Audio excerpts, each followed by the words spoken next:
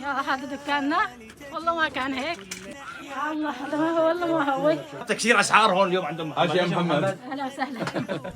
وهاي الاغراض جاهزه لوين؟ تحميل شباب على السياره. يا ميسر يا رب. يا الله. حكايتنا لتجوب كل الارض. القصه وما فيها انه امراه ارمله اصيبت بمرض، طبعا هي كان عندها دكان اسماني، اصيبت بمرض وانكسرت. هذا الدكان هو اللي كان معيش عائلتها كامل. مصدر رزقها الوحيد، وفضل الدكان بسبب الكسر والديون اللي تراكمت عليها.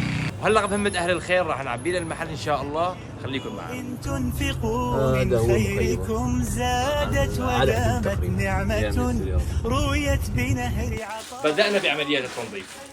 ام محمد ما بتعرف شو عم نشتغل، هلا ان شاء الله راح نرتب المحل وننسقه ونجيبها تشوف محلها الجديد. كفو يا فرج. اشو يا ابو حسن، ابو زياد شلون اخذت لي ابو حسن، شغيل ولا ما بشغيل؟ شلون بالله ابو زياد؟ ما شاء الله عندك. بدأنا على بركة الله. يلا. زياد خلينا نرتب هذول.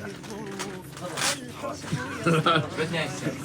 بس نبي علي ابو زياد نروح نخرج الدنيا. ما في تفضل. شلون؟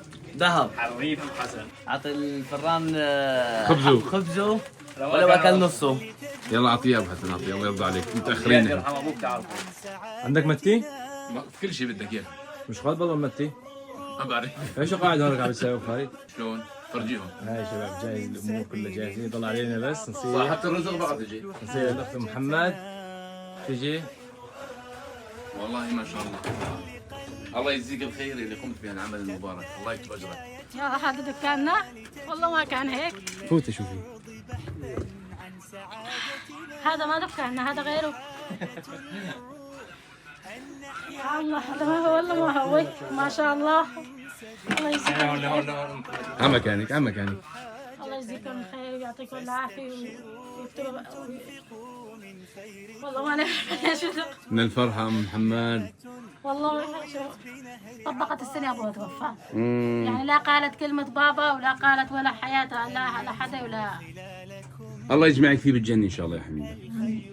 الله يجزيك الخير اللي ساهمت بهالعمل المبارك، هاي العيلة الاخت هي واولادها ان شاء الله راح يتعيشوا من هالمحل.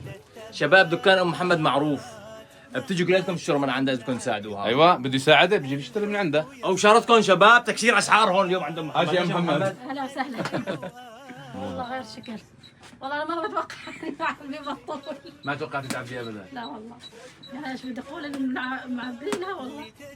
اشو حق الدواء كل شهر وبدي على القليل. هلا خلص الكورتيزون بدي اذا ما اخذت المغرب ما بقدر اكون خالص ولا بقدر افتح عيوني.